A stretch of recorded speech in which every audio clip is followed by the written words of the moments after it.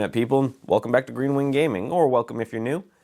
If this is your first time on the channel, this here is a Friday upload, and Fridays on this channel, we like to play tabletop games. And so today we are going to continue through with our playthrough of Rangers of Shadowdeep, and I've been looking forward to this one, folks, because today we are starting the Temple of Madness mission pack. Been really looking forward to this one. Not only because from what I've been looking at in the book, the missions, the scenarios are actually pretty distinctive. Joseph McCullough really put his back into this one. The difficulty level seems to have gone up pretty significantly. But more than that, this one actually just has a lot of interesting history for the development of this game. This mission pack is actually what introduced spellcasting and magic to the game system. If you somehow managed to get your hands on the original version of the rulebook, there were no spells, there was no spellcasting equipment, there were no spellcasters. He just didn't release magic in the original version of the game until this mission pack dropped, and then he included all of that in the deluxe version of the rulebook, which is what I managed to get my hands on because I was a little late to the party. But yeah, so this game was pretty significant in the development of the game, but also just looks like a really interesting mission. It also is, as far as I'm aware, the only mission pack that directly relates to another mission pack, because this mission pack it has a sequel, the next mission pack that we'll be doing after it, called Across the Desert Wastes, and considering my whole appeal to this game is through the mainline narrative of it all, that was just really cool to me that the results of this mission can affect what happens in the next mission. I just thought that was really cool and really interesting. So, but anyways, I'm rambling. I'm really gonna enjoy this one. I hope you guys are too. Before we jump too far into it, though, I would like to just remind you guys that the channel is still very young, still very small, despite my best efforts. Partially because I have not been uploading as regularly as I would have liked. I do apologize for that. That should be getting better soon. But if you would like to help the channel get a little bigger, a little faster, dropping a like, subscribing always helps. More than that, watching as far into the videos as you possibly can, hugely helpful. The more viewed hours the channel gets, the more the algorithm seems to like us. But with all that being said, I will stop shamelessly plugging, except to say I would also love to see you guys down in the comments section. As I say every time, still not entirely sure that the comments actually help anything in terms of like channel growth. I just really like talking to you guys.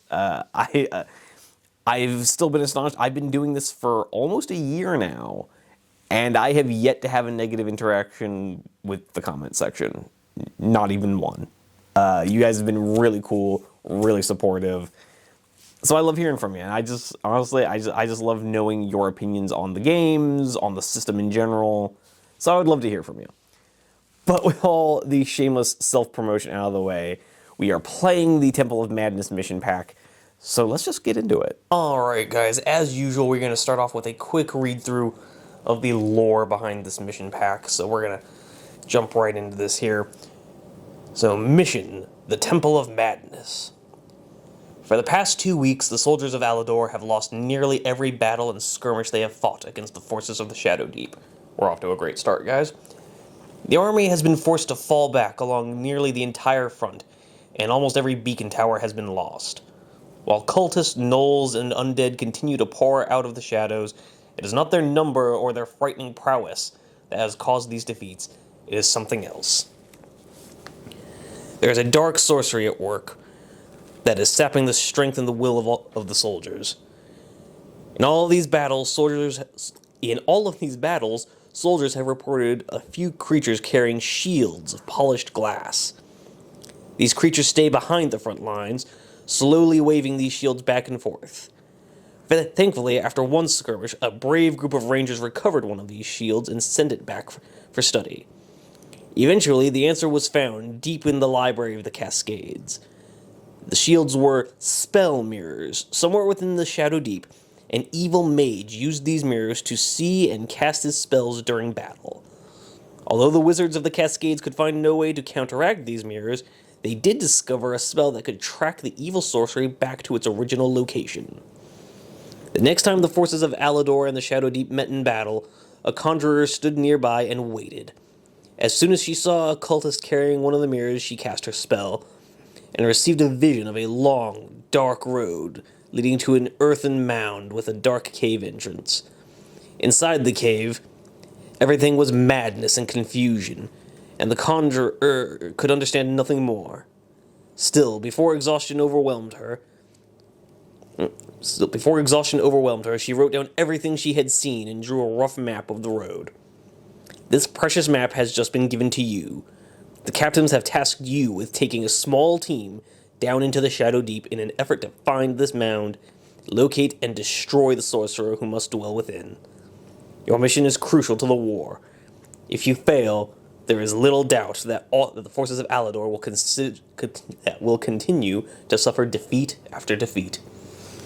So no pressure, guys. Literally just have to go win the war, or at least fend off inevitable defeat. Nice and chill.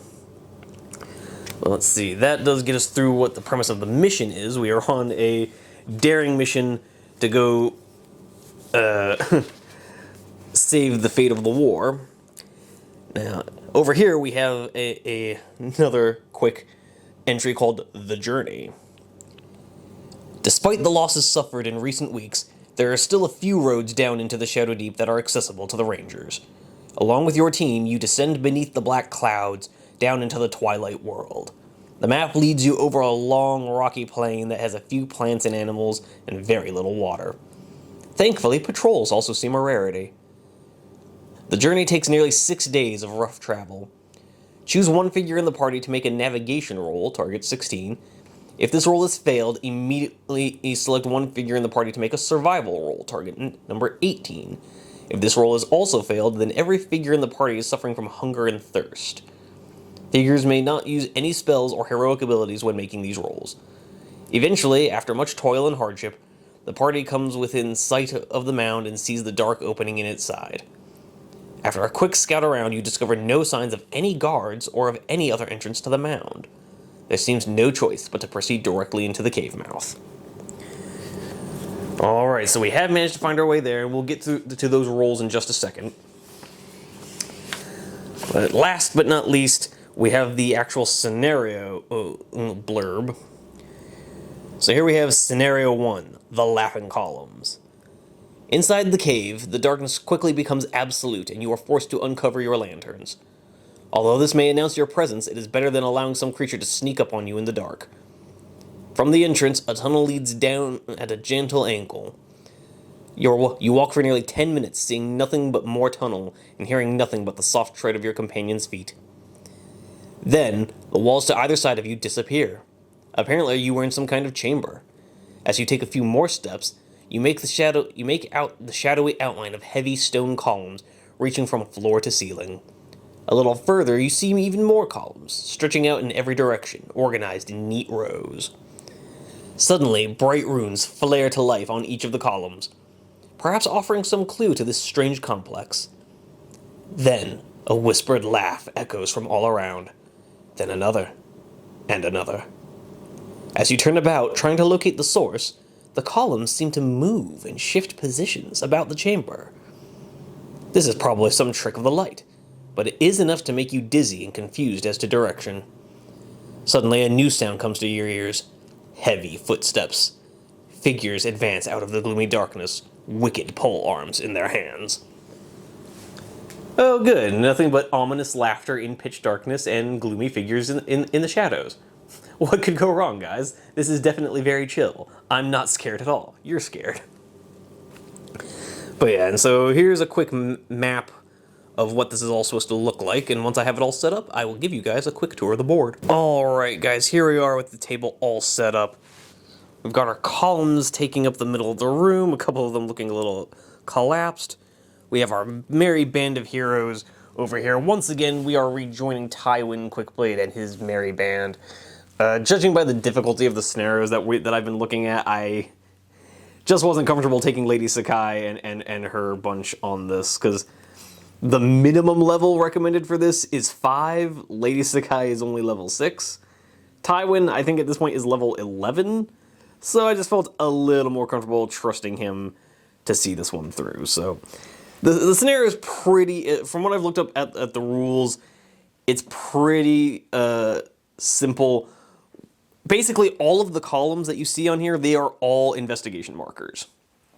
And the point of this scenario is that our heroes need to all come into base contact of these various columns and then make, I believe it's a read runes roll. So Archibald there with his torch is going to be super handy. So he's going to be needing to be making read runes rolls. And if he does so successfully, we roll a d10. And so each column will have a d10 result for it. Now, if at any point we roll doubles, so like, for example, if this column is a 2, that column is also a 2, then we go to note 222 and find out what that note means. And we just keep investigating until we have either found a note that gives us an exit, or we run out of columns, I guess. The fact that there are 12 columns here means we are going to roll doubles eventually. Hopefully those doubles will give us an exit. That's the plan. That should be what happens. This is running off of a similar note system that we saw in the Burning Light mission pack. If you guys haven't watched that mission, by all means do go back and do so, because it was a lot of fun. The notes really added a lot to it. And it means that I was able to peruse through these scenarios without revealing too much about the plot. You know, like looking at the maps and how I was going to need to set them up and everything. But other than that, there's not too much to say, other than we have some Temple Guardians over here. These are 3 Kreen models that I got from my local comic book store. They're just Dungeons and Dragons minis, so you can get them at basically any place that sells, like, if you know a store that sells Magic the Gathering cards, they probably also sell these. But having said that, oh, yes, quick mission rules. The mission rules for this are that the line of sight for this game is only 6 inches. So unfortunately that means our tracker Bryn is going to be next to useless. Yeah, that's going to be really unfortunate. Ranged weapons are going to be all but useless in this. Even Archibald and his spells are going to be real rough. Yeah, and we start the game with 4 Temple Guardians on the table, and at the end of every turn, another Temple Guardian will enter, which means I'm going to have to get a little creative with the minis I use for my Temple Guardians. I've been using these 3 Kreen minis for them, but do forgive me if I have to start introducing some new minis for it. That's just kind of how it goes, because I don't know if I'm going to be able to delete 1 Temple Guardian every turn. But with all that being said, there are a pair of treasure tokens all the way at the back. Normally, I would be very gung-ho, let's go get them, but given everything, I'm probably going to hold off. I'm just going to go straight for these here columns and try to get out of here as quick as I can. Let's see, anything else? Oh, yes, the first time we activate, and this only applies for the first turn, but the first time we activate in this game, all of our heroes are going to have to make a will roll target number 12. If they fail, they must move in a random direction their full movement. Mind you, that's just a single action move. They don't have to do a double action move, but they do have to spend a single action moving in a random direction, which is really not what we want to have happen. I really want to try and maximize these early turns as much as I possibly can. But with all that being said, that is the quick rundown of the setup. As you can see, it's a pretty simple one. Quick rundown of the rules and how the scenario is going to play out. Other than that, last little note for you guys, the mat we're playing on is from this is from Table War. My mistake. The mat we were playing on is a double-sided mat from Table War. I've been loving their game mats. It's what you have seen used in literally every video we've put on the channel, or at least the gameplay videos we've put on the channel. The walls here are pre-painted terrain that came from GameMat.eu. Love their terrain, their terrain options. If you're looking to get some terrain fast and you're like me and you just hate painting terrain, GameMat.eu has you covered, guys. Absolutely amazing selection. As for where I got the columns, couldn't tell you. Pretty sure I got them on Etsy. I wish I had a better answer for you guys, but it's the cold hard truth of it. But with all that being said, that covers all of these special rules. So real quick, we're just going to launch into doing some of those roles that were mentioned in the journey section. So Bryn here, I believe, has our best navigation, with a navigation of, I believe, +3. So he's going to need to crank a 13 for us. So here's hoping that works out. No, he rolls a 10, +3 is 13. The target number was 16. So instead, we're going to need to make a will roll. Tywin has the highest will, so he's got will +5 at this point. So he's going to need to crank. He's also going to need to crank a 13. Come on. Yes, here we go. Okay, we've made an 18, which is exactly what the target number was for the will roll. So we have passed the will roll. So through sheer grit and determination, even though we got a little bit lost on the way, we have arrived, not suffering from the effects of hunger and thirst. Thank God, because that would have added a whole other level of difficulty to all this. But all that being said, the first rolls are out of the way.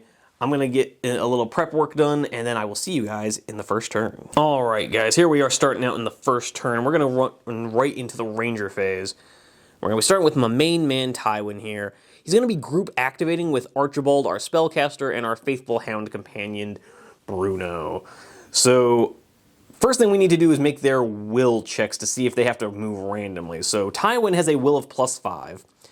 So to get the target number of 12, he's going to need a 7 or better. And thankfully he rolls a 10. So he's going to be activating normally. I was surprised to find that Archibald here has a will of +4. So he's only going to need an 8 or better. And he rolls a 9. So we're okay so far. Bruno, however, only has a will of +1. So he's going to need an 11.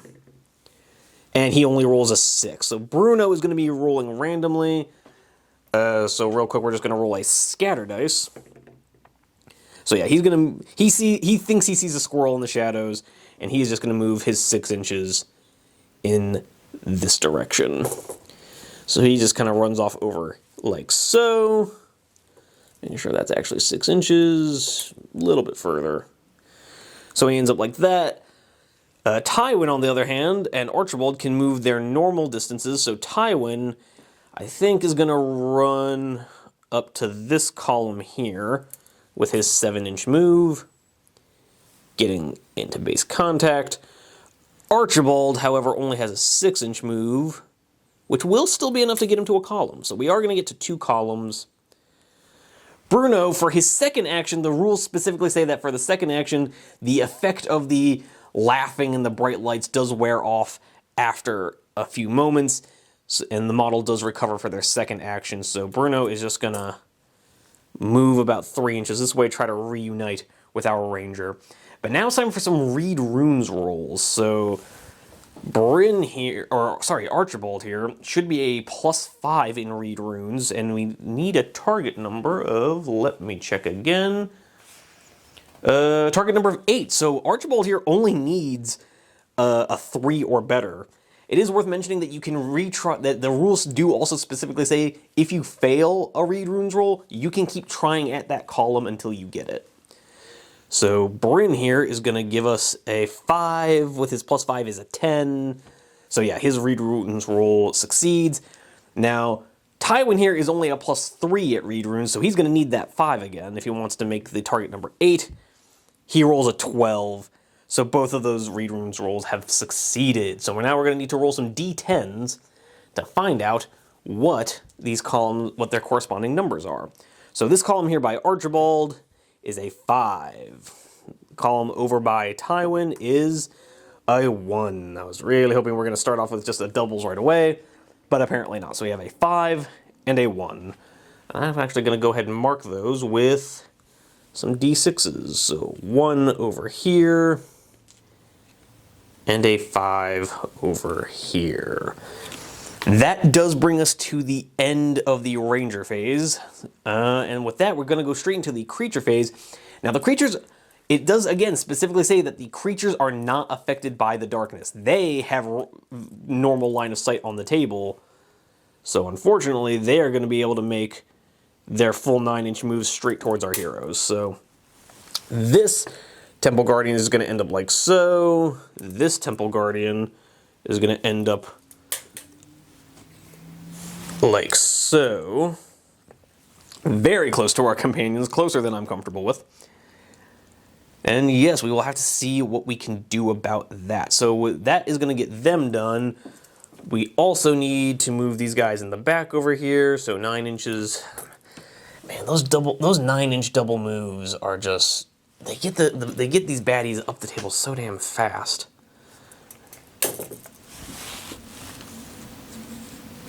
Yeah, so there we go. The baddies are on the march. Fortunately, they were not able to get into combat with us, but unfortunately, they're kind of at the perfect distance that our heroes kind of can't do a lot about it. So going into the companion phase now, we're going to start off with our swordsman Damien, who is not within 6 inches of anything. So he's going to go protect Archibald because he is just within 9 inches. Well, he's not actually going to move into base contact with the creature. He's just going to move up like so. And then I think what we're going to do next is have our crow Thaddeus come up and join him. We're going to have Eliza move up the middle, trying to, because she has a healing spell for us, so I'm going to try and keep her from getting too tangled up.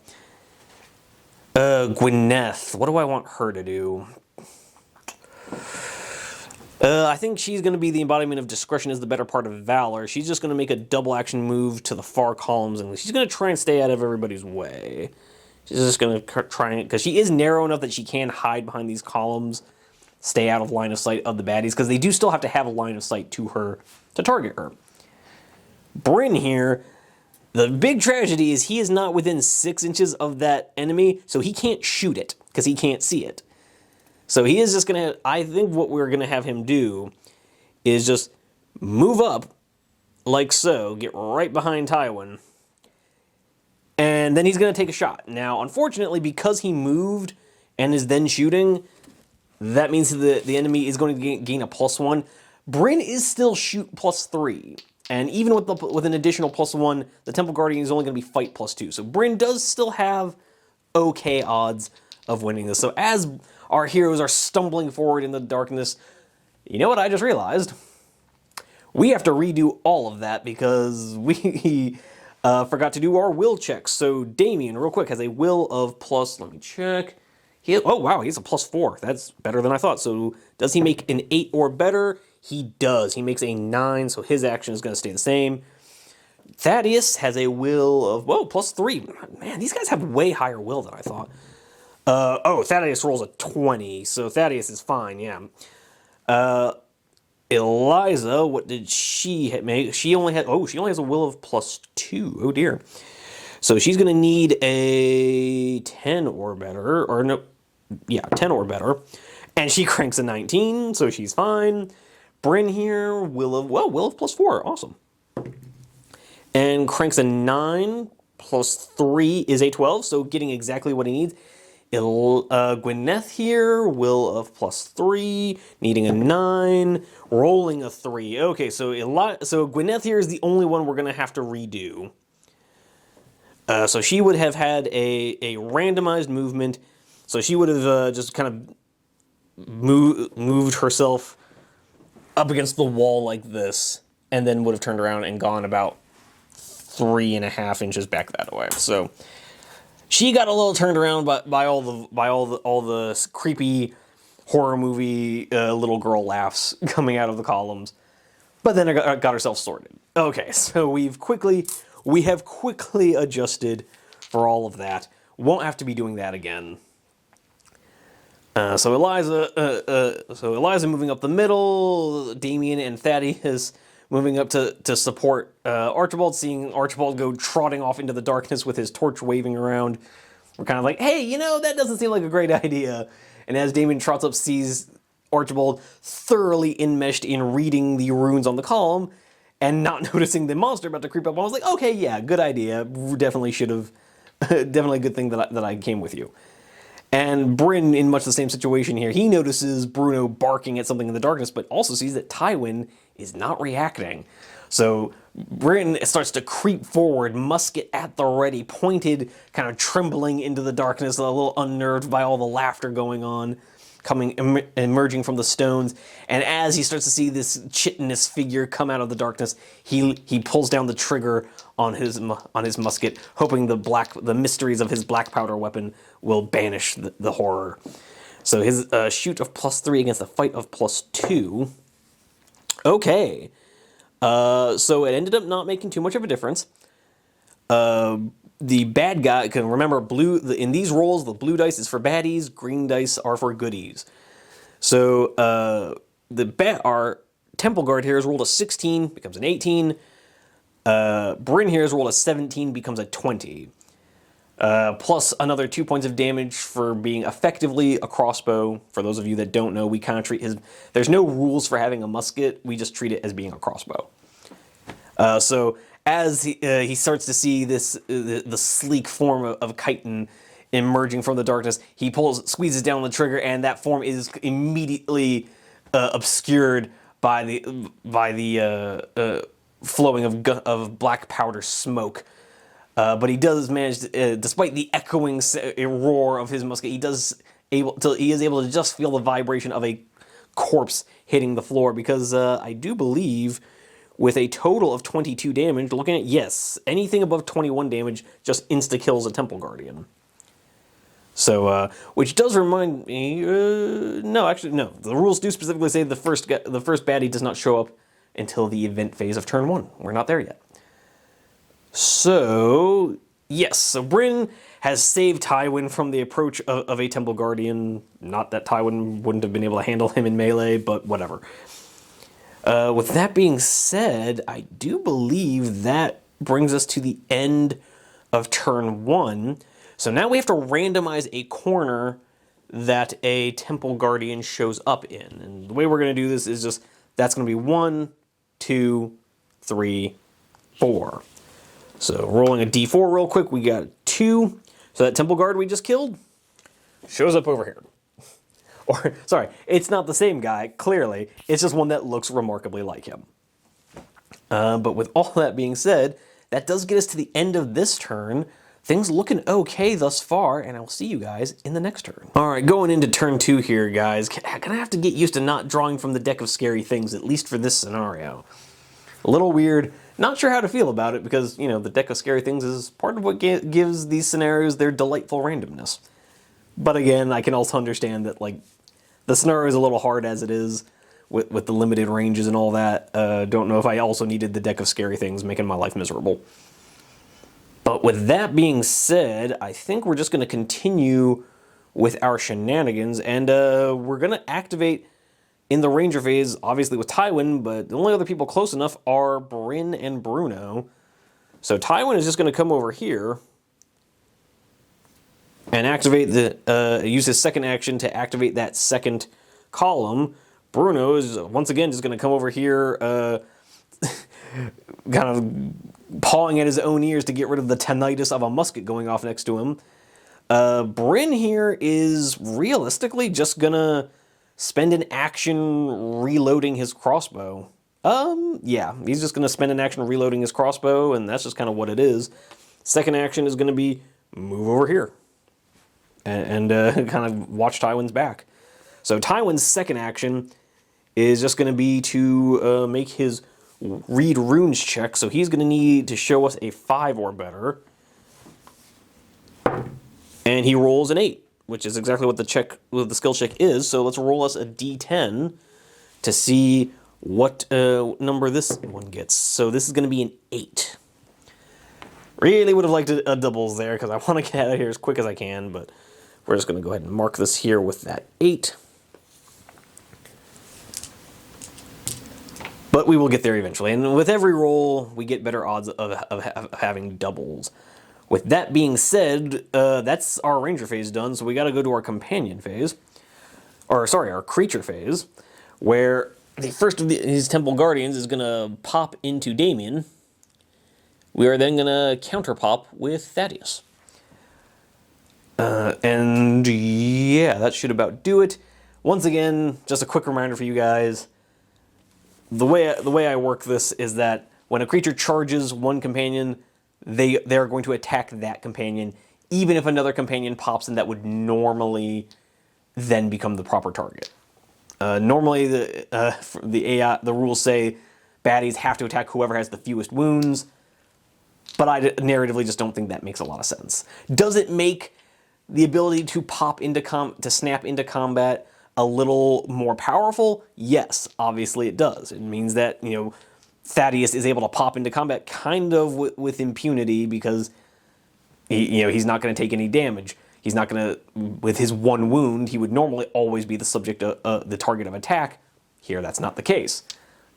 I kind of don't care. I feel like your companion coming to the rescue should be powerful. It should inherently be a bit protected because, yeah, the enemy would be focused on you, not fixating on whether or not a bird is about to fly into his face. So anyways, Thaddeus is going to pop in, getting Damien from a +3 fight to a plus... Oh, actually, sorry. Let me look at this real quick. I believe Damien leveled up his fight stat. Yes, he did. He is a fight +4 base. So he's now going to be a fight +5 against fight +1. So let's hope that Damien can make that work to his advantage. He can. The baddie rolls an 8, and Damien rolls a 10. So yeah, the 10. That's definitely going to win. He's going to get a 15 total. It's only going to do 4 points of damage, which is not ideal. Because these guys have... Oh, sorry. They have armor of... Yeah, they have armor of 11. So they have armor of 11 and 10 wounds. So he's going to take 4 points of damage, go down to 6 wounds. There's not a lot of point in... Or actually, there is a point in pushing him back because he had to move to get into combat with Damien. So he's just going to be pushed back an inch. And that gets him done for now. We have the rest of our baddies coming in, so 9 inches. That actually does kind of help us, because it gets this guy pushed back to here. This guy is going to make a move straight for Tywin, the fool. And come up here, just to be clear, the Temple Guardian is the fool, not Tywin. Although, I mean, I guess you could argue Tywin is a bit of a fool, considering he keeps going on these ridiculous adventures. And this here, Temple Guardian, is just going to move his 9 inches, getting him just past this far row of columns. That, to be perfectly honest, I hope we never have to, we don't have to investigate. I'm hoping we find our exit before that. All that being said, though, we have found ourselves in a nice little situation here, because we are in the companion phase. And we have a grouping of enemies that that are within line of sight and are unlikely. We are unlikely to have that scenario occur again. So real quick, we're just going to have Archibald pop his fireball spell real quick. Send it, like, right there. Because for those of you not familiar, the way the fireball spell works is you pick a point on the table, and everything within 3 inches of that point takes a hit. So we're just going to put that exactly... like 3.5 inches past Damien. So yes, which is within 6 of Archibald, because they're right next to each other. So these two Temple Guardians are about to take a +3 magic attack. So let's do our wounded Temple Guardian first. So he's going to have fight +2 against the Fireball's area effect of shoot +3. And unfortunately, Archibald has rolled a 4, so even if he wins, which he doesn't because the bad guy rolled a 9, it wouldn't have done any damage. So as for the other Temple Guardian, what does he roll? So the Temple Guardian has rolled a 7 to Archibald's 12. So Archibald will win this, is with a +3, a total of 15, once again causing 4 damage, and putting 6 wounds on the other Temple Guardian. Not necessarily what we wanted to see. And then what we're going to do here is we're going to have Thaddeus just pop into combat there, and we're going to have Damien come around him the long ways and get into combat with the Temple Guardian there. And again, it's going to be fight +5 against a fight of +1. So we're going to have a roll off here. So Damien has rolled a 7, or sorry, has rolled a 15. Saw the 7 there for a second. The Temple Guardian has rolled a 14. So yeah, so Damien wins that fight. With a 15 plus 5, that's going to become a 20, is going to be enough to do the 6 damage to kill that Temple Guardian. So that sorts us out for eliminating another Temple Guardian for the turn. And let me see real quick if... Yes, so Gwyneth is just within 6 inches of this other Temple Guardian. We're going to have her chuck a throwing knife at him, see if we can't start to make some progress against these guys, because I would like to... I guess, real quick, I forgot to do Archibald's second action. It's just going to be to move 6 inches towards this column, staying away from the baddies. And Gwyneth here is going to use her first action to chuck a throwing knife at the 3 Kreen, or the Temple Guardian, rather.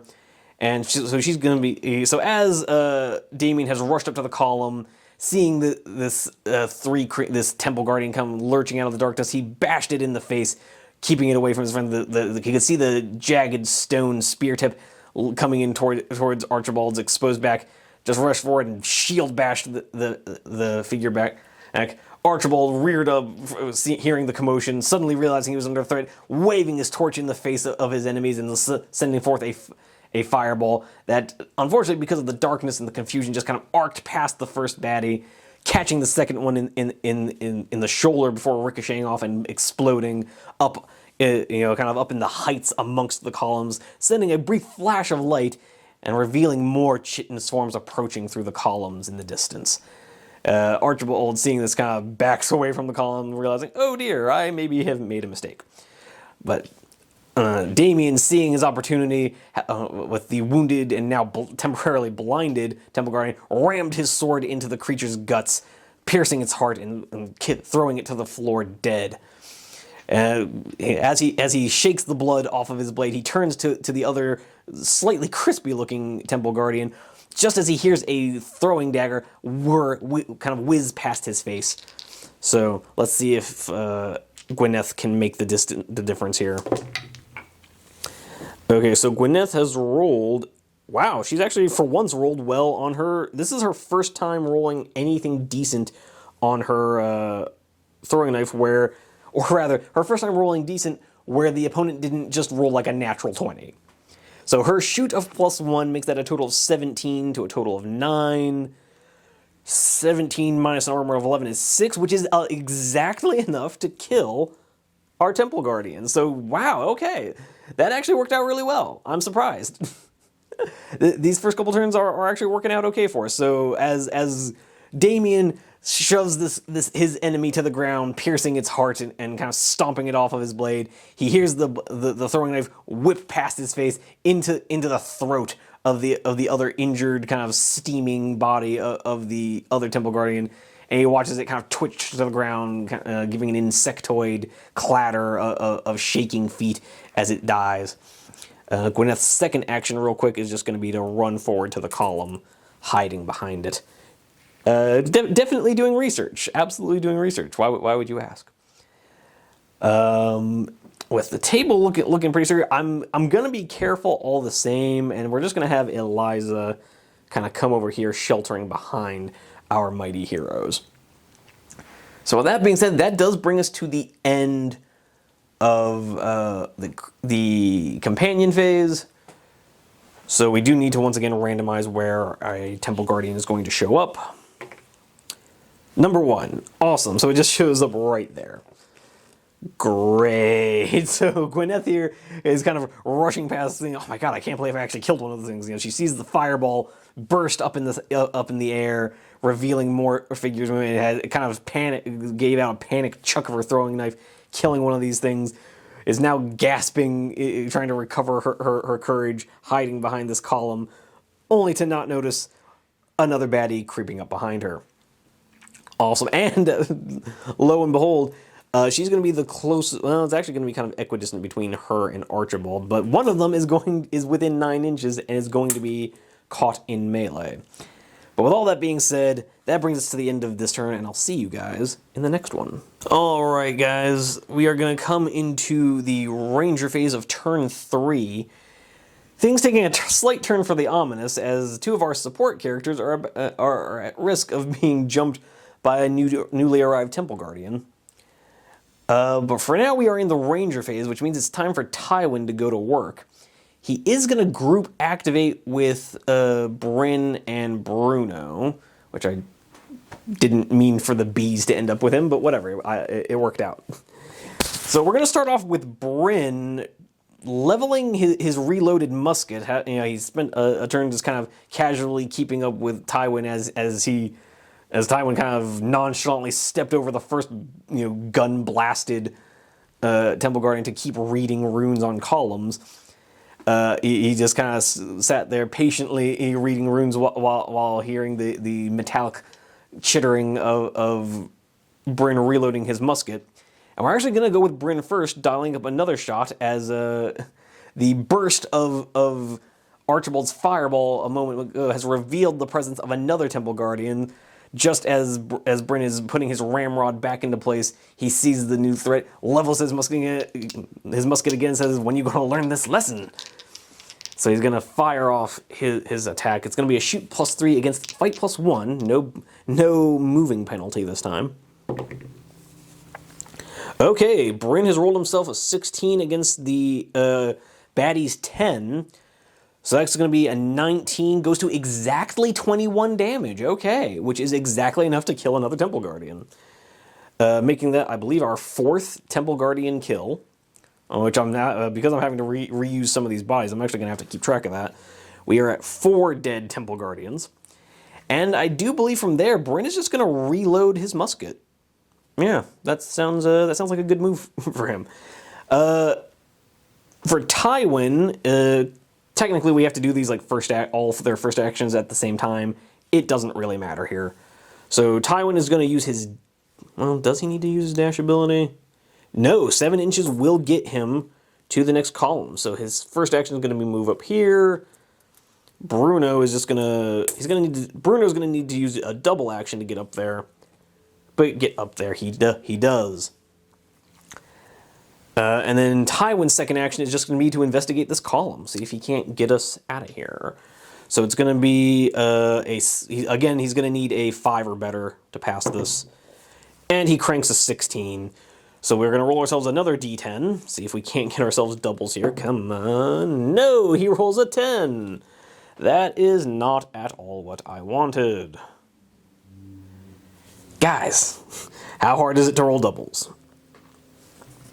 Well, at this point, we have exactly a 40% chance going forward. But with that being said, everyone here has taken a double action, so it is now time for the baddies. Now, what we're going to do here is Gwyneth and Archibald are basically equidistant from the baddies, so we're just going to roll a quick dice to randomize who he goes for. Odds, he goes for Gwyneth. Evens, he goes for Archibald. Evens, he's going to go for Archibald. He's going to double move into Archibald, which is unfortunate. This guy here is just going to double move, ending up about here. So Archibald is now trapped in combat. We'll see if we can't do something to fix that. Okay, so that gets us through the creature phase, going into the companion phase. I think what we're going to do is start with Gwyneth, whose first action is going to be to try and decipher these runes. I need to check to see if she has any read runes abilities. Don't believe so. Bear with me. Gwyneth, no, she does not have any read runes skill, so she's just going to need to crank an 8. And so naturally she cranks a 9. Alright, that's unexpected, but cool. So real quick, we're just going to roll ourselves another d10, see if she can't get us some doubles. Come on. She rolls us another 5. Alright, so that is going to bring us to note 555. And we will read that at the end of the turn. So that's going to be her first action, is going to be to decipher that column right there. We have our first set of doubles. And then her second action is just going to be to come back up Archibald.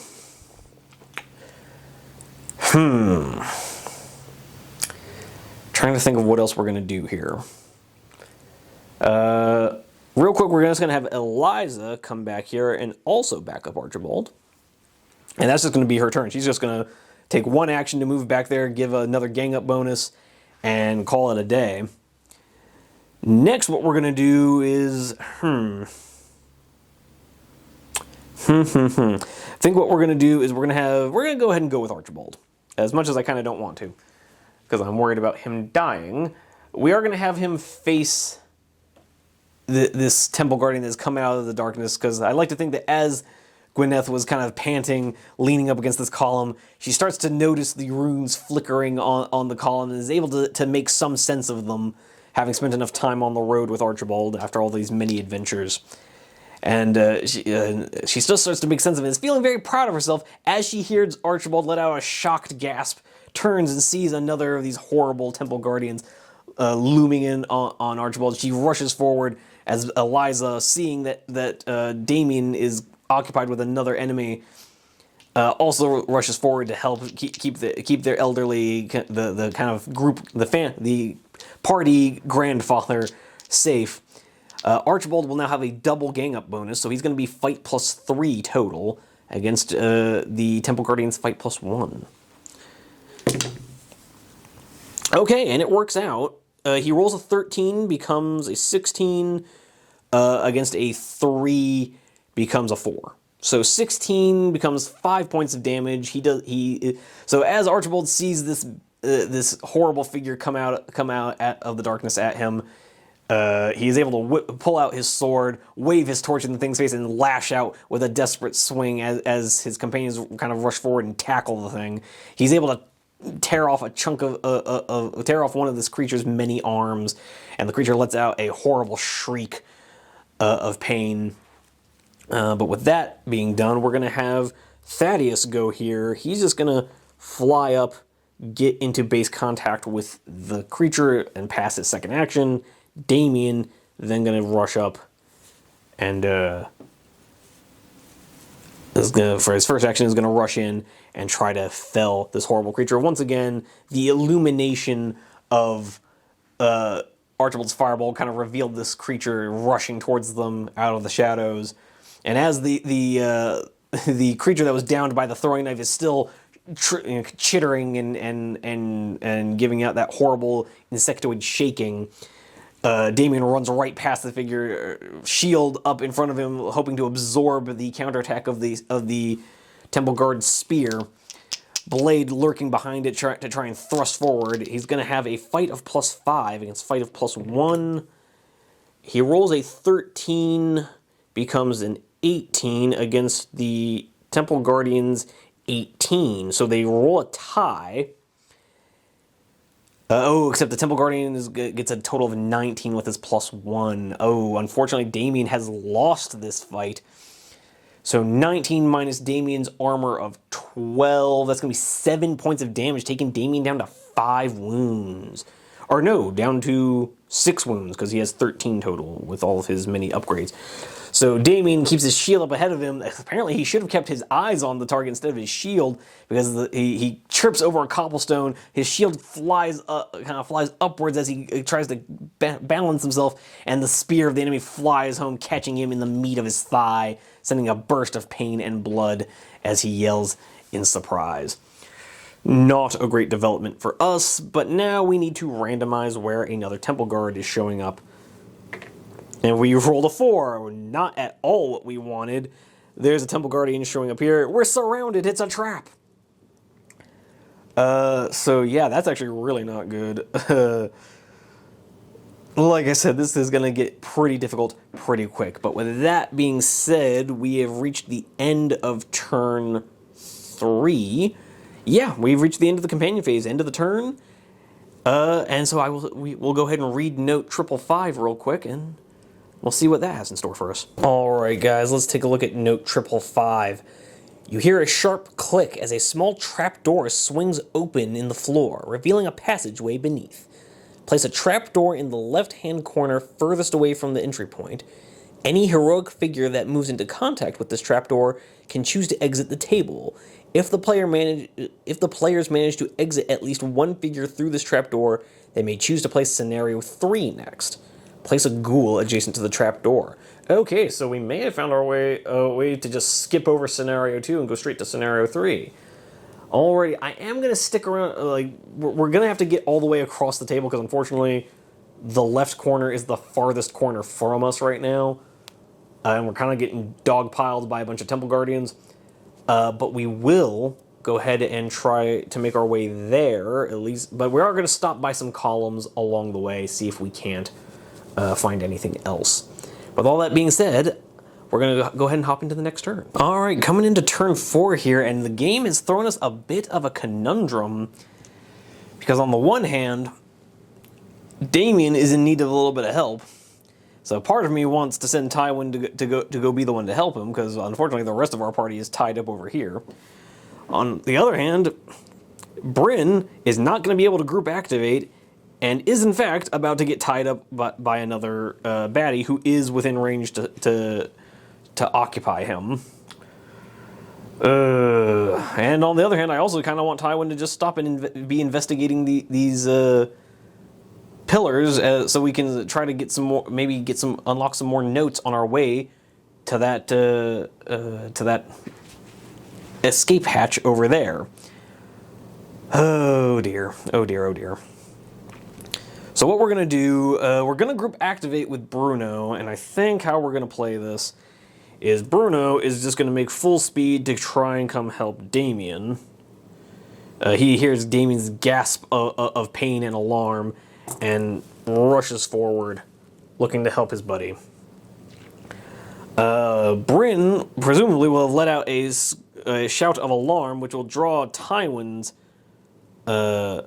ire, and we're actually, yeah, what we're gonna do is have him move 7 inches straight back, ending up a little bit like so. The baddie is still gonna be able to get to Bryn, but at least Bryn will have some backup. And actually, they're about equidistant now. Tywin has just barely managed to get a little bit closer, so our baddie is going to end up going for our ranger.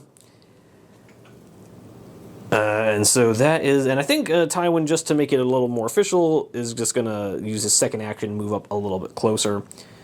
And that ends our ranger phase. So we go into our creature phase, where we're going to start with this Temple Guard in combat with Damien, who again, fight +1 against Damien's fight +5.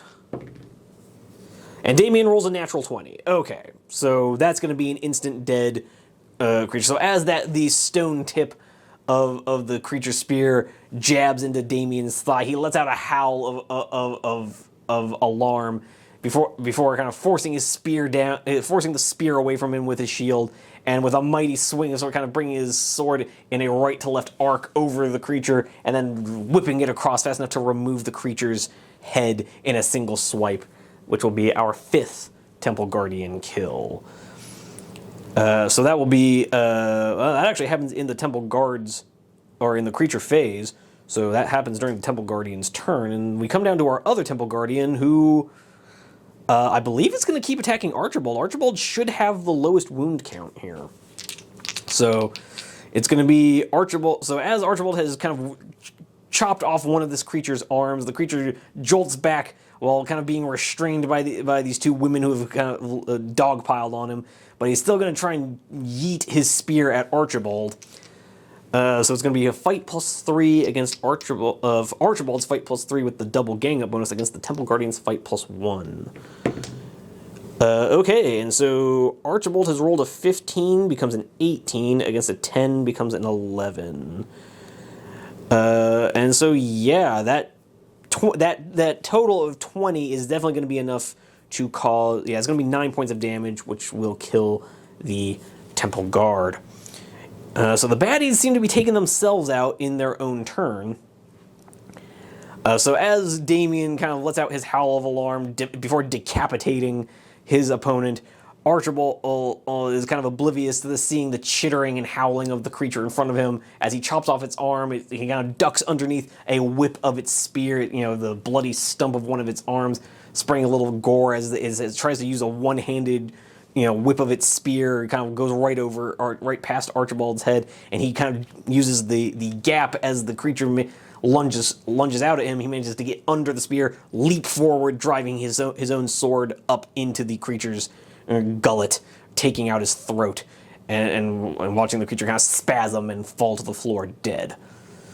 With all that being said, we are now going to move over to the Temple Guardian in this corner, who is going to move 6 inches and is going to make it into base contact with Tywin, though he might wish he hadn't.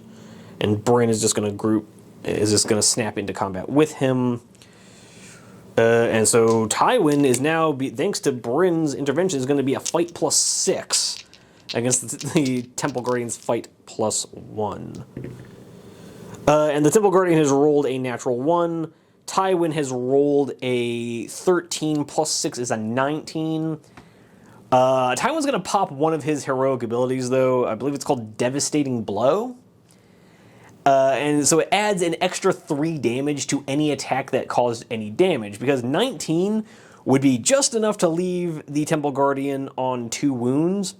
So we're going to pop that ability to add an extra 3 damage in there. So as the Temple Guardian comes rushing out of the shadows, waving its daggers menacingly at them, Tywin, hears Bryn's shout of alarm as Bryn is desperately trying to reload his musket.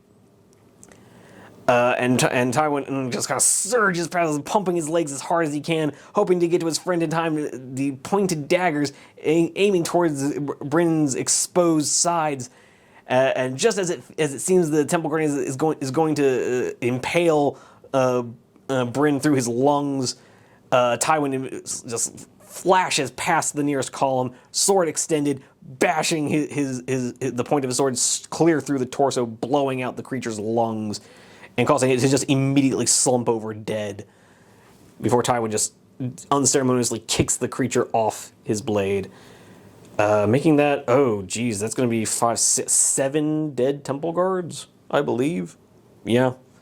Or no, 8, because we've killed all of them twice. So yeah, we've killed 8 Temple Guards. Yeah, and it doesn't quite get us to the end of the creature phase, so while we were in a bit of trouble a second ago, some clutch dice rolling seems to have saved us, although we do now have a ghoul coming at us out of this trap door. So it's going to end up like so.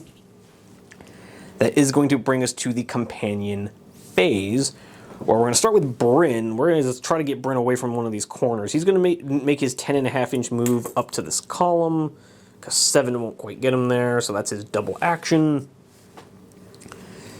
We're going to activate with our heroes over here. And we're going to see what we're going to have Archibald make a double move, or actually he's just going to make a single move up like so. He's going to see the ghoul coming, and is going to kind of seeing another horrible figure, this one somehow even worse than the insectoids he's been battling, kind of lurking out. He sees this kind of ghoul kind of slowly creeping forward, trying to get the drop on our heroes, only for the light of Archibald's torch to reveal him. So as Archibald and this horrible ghoul lock eyes, Archibald extends his hand, muttering an otherworldly stream of syllables as eldritch lightning arcs down his arm, gathering just ahead of his palm as he sends a magic bolt forward into the ghoul. So it's going to give Archibald a +4 shooting attack. Now, again, I think I've mentioned this before, magic attacks do not suffer the move and shoot penalty. In fact, they don't suffer most negative penalties in this game. So Archibald will be a +4 against, I believe ghouls are +1, but I will check that in a minute. We'll see if it's relevant.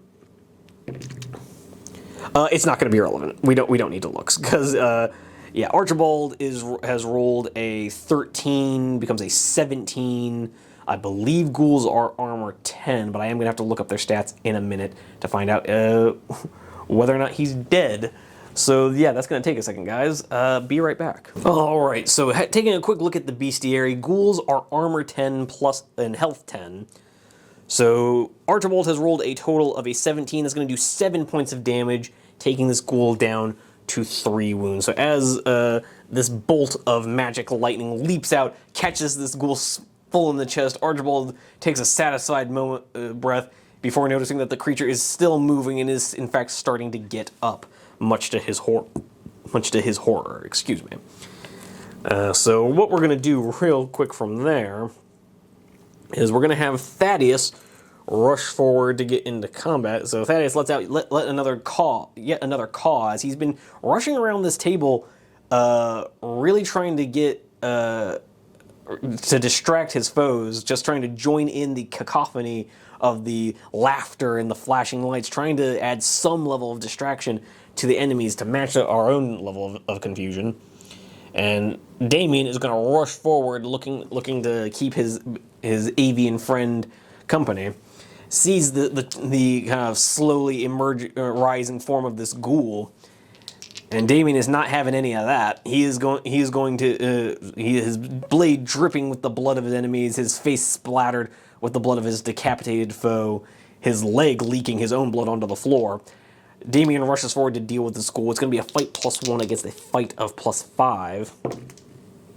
And Damien has rolled a 14, becomes a 19. So as this ghoul is still smoking and arcs of electricity are still kind of passing all around his body between his limbs, Damien literally just like stomps over this thing as Thaddeus is circling over the ghoul, cawing and sending out the alert to everyone.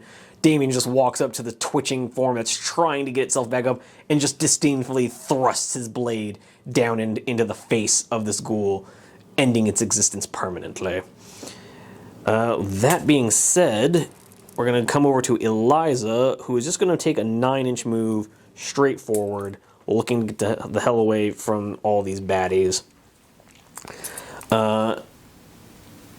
Gwyneth is going to end up making a double action move to the next column, repeating her brave ploy of hide. But with that being said, that does bring us to the end of the companion phase. We don't yet have any more columns to search, although I do think that's going to change in the next turn. We should be able to search the rest of the second row quickly, but we are also going to need to roll to find out where the next Temple Guardian is going to show up. Corner 3, which is over there. So we're just going to place down our 9th Temple Guardian. And with all that being said, I will see you guys at the start of the next turn. Alright, coming into turn 5, guys, and I gotta tell you, it's still really throwing me off not having an event phase to draw cards. I've kind of gotten into a rhythm with filming these games, and it's throwing me off, man.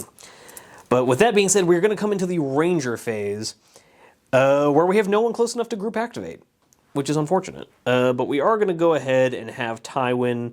I think what we're going to do is have him pop his dash ability to try and rejoin the group. So 9, that's going to give him a +2 inches to his move, so that's going to give him a 9-inch first move, which gets him right here. Because he is kind of, as he kind of blasted out the lungs of that last Temple Guardian, he looks over at Bryn and says, "Go! Find the others!" And Bryn has trotted off towards this column. Tywin is running close behind him, and then his next move is going to be another 4.5-inch move. So that is going to get him kind of central on this column. He's going to walk up to this collapsed column here, see if he can't make sense of these scattered fragments of runes. And that brings us to the end of the Ranger phase. It's now just Creature O'Clock, which then their 9-inch move is going to get them right there. As another Temple Guardian starts lurching into range of Bryn. Is he within 6 inches? He is not. So what Bryn is going to do is just going to try and decipher this this column real quick. Let's see, does he have any read runes? He shouldn't. I can't imagine he does. But let's take a quick look. Bryn. No, he has ancient lore. He has surprisingly good ancient lore, actually, but he does not have a read runes. But I don't know. Let's take a look and see if ancient lore can work here. Da, da, da, da, da.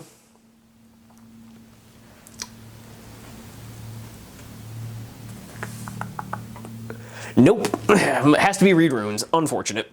Okay, and actually, it's actually a will roll that you add your read runes to. That's weird. Huh, so you get to use your will stat and your read runes skill. Okay, so I actually shouldn't have even been rolling some of these. Yeah, because it's only a target number 8, and it's your will plus your read runes. So in Archibald's case, he's just auto reading these. So yeah, if anything, that would have made things easier for me. Whatever. Okay, so that actually does help Bryn here, because he does have a will of +4 somehow. So he's just gonna need a 4 or better to read this. So he rolls a 6.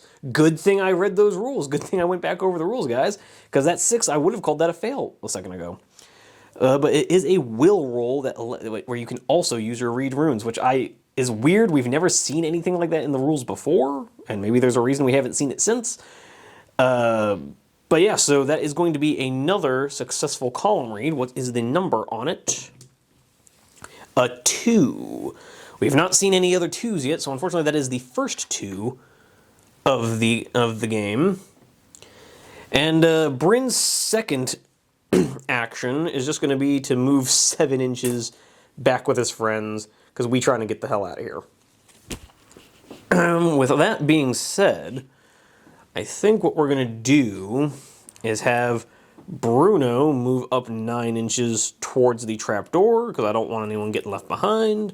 I'm just kind of resigning myself that I'm not going to be able to get these back row columns over here. Those are just kind of a lost cause.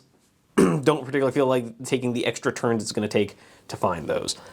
That being said, we are going to move Damien up. Let's see, I'm just trying to figure out where 9 inches gets people. So his 6 inches does get him to that column. So Damien's going to move his 6 inches up here, and his second action is going to be to try to read the runes there, because he has a will of plus... Hold on, let's look. Damien. Will of +4, so he only needs a 4 or better to read those runes. So he rolls a 15, far more than he needed. Let's roll another d10. What is that column? It is a 6, of course. So that is going to be a 6, 1 for each wound that he has suffered. Gwyneth here is actually just going to keep it moving. 7 doesn't quite get her to the column, so she's just going to take a double action move to get to the column. I think Eliza is going to do much the same. And Archibald is just going to kind of move to the far side of this column, and with a will plus his read runes, he just auto passes that check. So let's just roll a d10 to see what he finds. And it's another 8. Yes, we already had an 8, so we're going to look at note 888 after all of this. And we're just going to have Thaddeus fly up with the ladies. So Thaddeus gets us another 8. We're just going to put another 8 down there, and we will look at note 888 in just a second. Yeah, and that brings us to the end of the turn. So we're going to randomize where our next Temple Guardian shows up. 4, so that's over in this corner again. So we have our 10th Temple Guardian showing up back over by our start point, which might actually render him just out of the game. But with all that being said, we're going to go take a look at what note 888 has for us. All right, taking a look at note 888 here, guys. Excuse me. The heroes hear a strange groan as a doorway opens in the back wall, revealing a passageway behind. Place a doorway in the table edge opposite the entry point. This doorway should be 8 inches away from the back right-hand corner. Any heroic figure that moves into contact with this doorway may choose to exit the table. If the players manage to exit at least one figure through this doorway, they may choose to play scenario 2 next. That is going to leave us with a bit of a dilemma. Do we want to skip scenario 2 and go straight to scenario 3 through the trapdoor, or do we want to try and play all the scenarios to get more XP? I'll have to think about that one. But I will see you guys at the start of the next turn. All right, coming into turn 6 here, the table's getting a little crowded with all the dice that we have on the table. And we're gonna go into the Ranger phase where Tywin is gonna check this column. Looking at it, let me check his will quickly. He's got a will of +5 and a read runes of +3, so he also auto passes these checks. So he's just gonna roll a D10 real quick to see what we end up getting. He rolls a 3. Do we have any other 3s? No, this is the first 3 we've rolled. Drat. So we're gonna see if we can't get another double off of this last column here, because realistically we're not getting those 2 over there. But we are going to group activate with Bryn. Bryn is just going to take a double action move to get over by this column, because I am so done with the scenario, guys. I want out. So Tywin is going to take his second action, moving 7 inches up. And just kind of forming the rear guard. We're actually going to have him end up more like that. I wasn't initially going to have him end up over here, but we're going to have him move up over like this, kind of keeping, kind of watching Damien's back. And what we're going to do next is the creature phase, because that's the end of the Ranger phase. So the creature phase amounts to this guy walks forward 9 inches, and this guy walks forward 9 inches.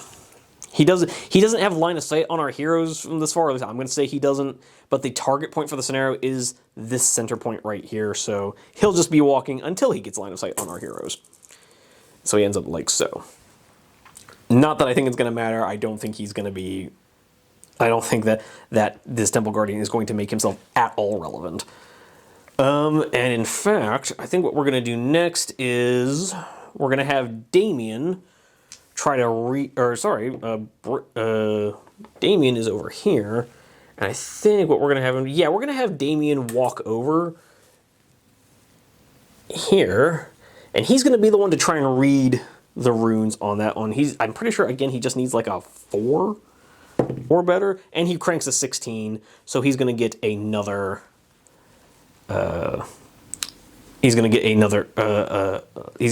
success. Sorry, I completely brain farted there, guys. And we rolled another 8. Unfortunately, we've already rolled the doubles for 8, so that does require us to re-roll. So we rolled another 3. Okay. So we now are going to read note 333. That is Damien's turn done. What we're going to do next is we're going to have Lady Gwyneth. She's gonna come up to this column and already find a wounded Damien kind of leaning over it, deciphering it, and she's going to realize that she doesn't really need to be there. So her first action is going to be to run over here, pick up that treasure token, and that's actually 2 actions. So yeah, she just runs over, picks up a treasure token.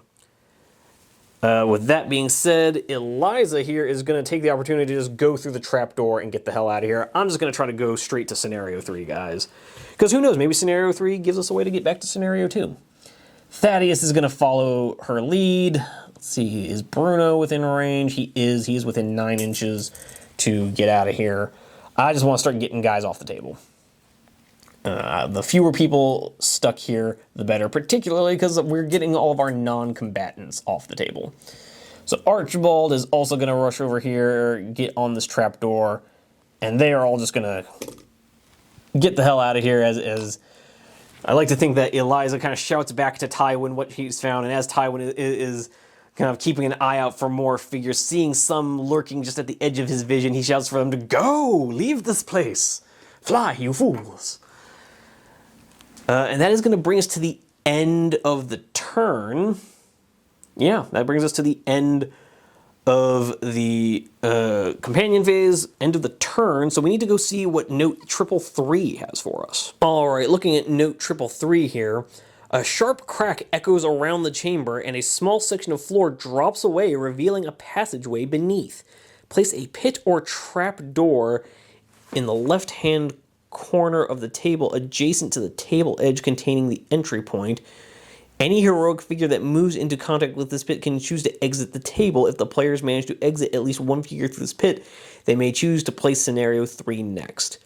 Choose one figure adjacent to the column that has just been engaged. That figure should make either an acrobatics roll or traps roll. If it fails, it immediately takes 3 points of damage as a small blade slices out of the column. Okay, so I guess Damien is going to need to pass himself target number 10 acrobatics roll, because he doesn't have either of those skills. Yeah, so he's just going to have to roll himself a 10. No, he takes 3 points of damage. So Damien's going to go down to 3 wounds. Cool. But with that being said, we have made some progress here, and I will see you guys at the start of the next turn. Alright, coming into turn 7, guys, what might be the last turn of the game, depending on one quick measurement. It will not be the last turn of the game, because Damien is not within range to group activate with Tywin. Oh, actually, let's... Oh, no, he's just out. He is literally just out by a fraction. And that kind of determines whether or not this is going to be the last turn, because if Damien could group activate and both he and Tywin could just rush out of here, that would have meant no one... Well, actually, no. Bryn would have still been in range of the baddies. So this will not be our last turn, because Tywin is not quite going to be able to make it off the table. Let's see. I got to do some quick math, guys. Yeah, Tywin is just going to wait here. He's just going to back up a bit, because I want him to be the person facing this upcoming Temple Guardian. Which it just occurs to me I didn't roll a new one. So yeah, real quick, I need to roll where the new one would have gone. Right over there. So we rolled ourselves a 3. We have a Temple Guardian showing up over here. Okay, so Tywin has moved. He's just going to burn his second action. We're going to have this baddie get into combat, our wounded Damien, which I would just like to point out that when Damien had 6 wounds, he interacted with a column that had a 6. Then he interacted with a column that had a 3 and went down to 3 wounds. That doesn't mean anything, but I just find it really funny. So Damien's going to pop into combat as the baddie charges. So as Tywin is sort of backing away from the encroaching shadows, as Archibald's torch, the only source of light, starts to disappear down the trapdoor, this last creature comes hurtling out of the darkness with a screeching insectoid kind of... I don't even know what it is. Chittering? I don't even know how an insect screams.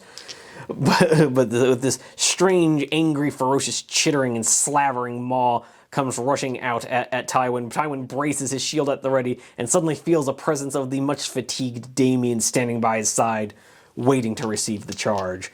And so Tywin is going to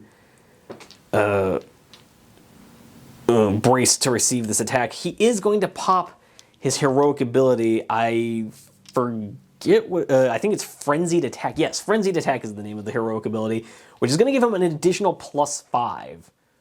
He's already a fight +5, becomes a fight +6 with the gang up bonus from Damien, getting an additional fight +5 from Frenzied Attack. He is now going to be a fight +11 against fight +1.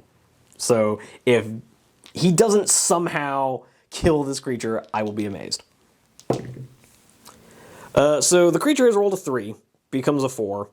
Tywin has rolled a 9, +11 becomes a 20. He has somehow failed to kill this creature. He has left that creature on exactly 1 wound. Tywin, what the hell? So he's going to force the creature back, because the creature came in with its first action, attacked with its second action. Tywin just thrusts his blade forward, making kind of simultaneously deflecting the spear and jabbing his blade into the gut of this creature, letting out another chitinous howl. He kicks it off as it kind of collapses into the dust ahead of him and starts twitching around, trying to get back to its feet. But we are going to move up our other baddies, like so, and like so, ending up a little bit like that. And with that, we're just going to call that good enough. our heroes are just going to take the win, and Bryn is going to hop in here, disappear off the table. Gwyneth is going to hop in here with her treasure token, disappear.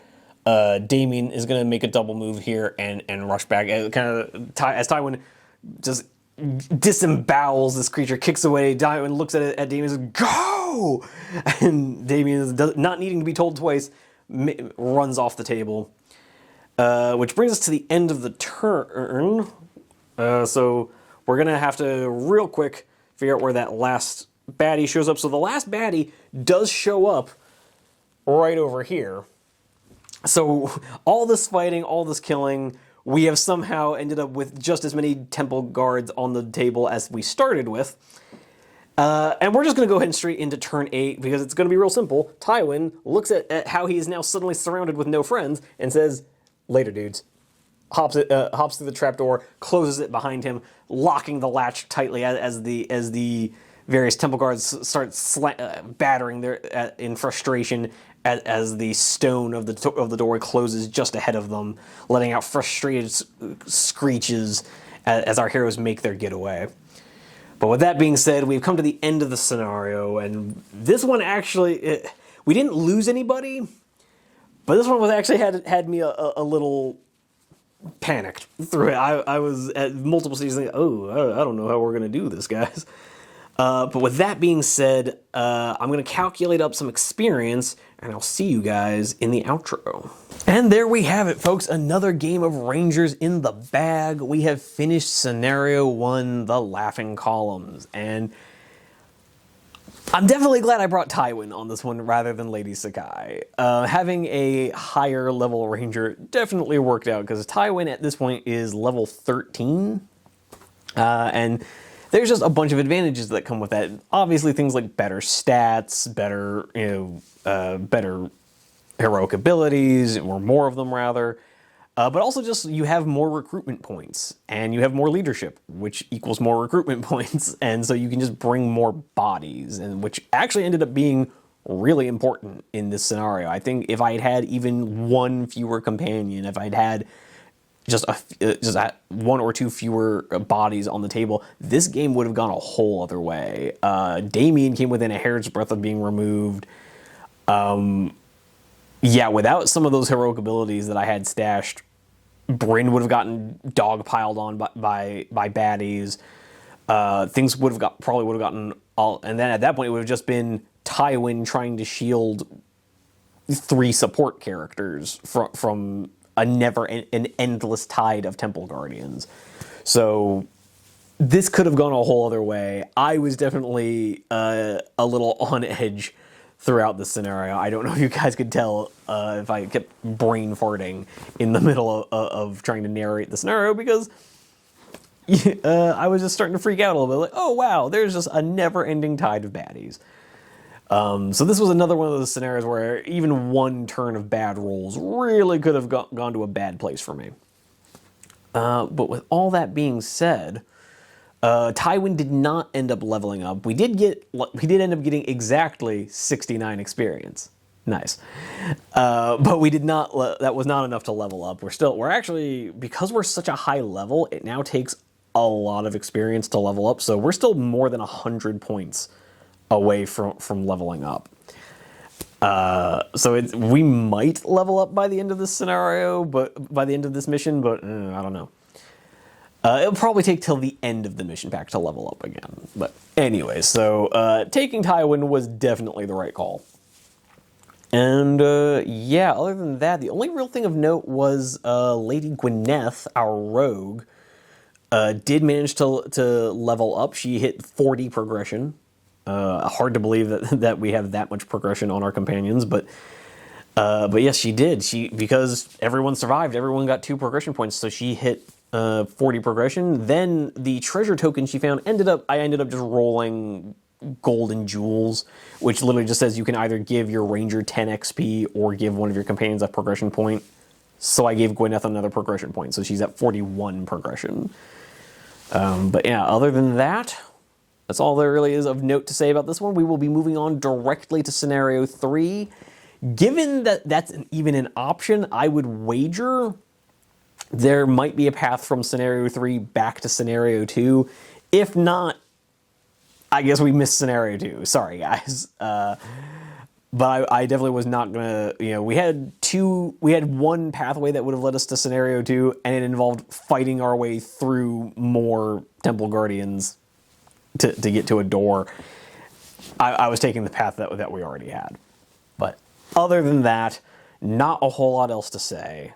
I hope you enjoyed the scenario. I certainly enjoyed playing it, but then again, I always enjoy playing Rangers of Shadowdeep. I don't think I've had a scenario yet that wasn't at least a little fun.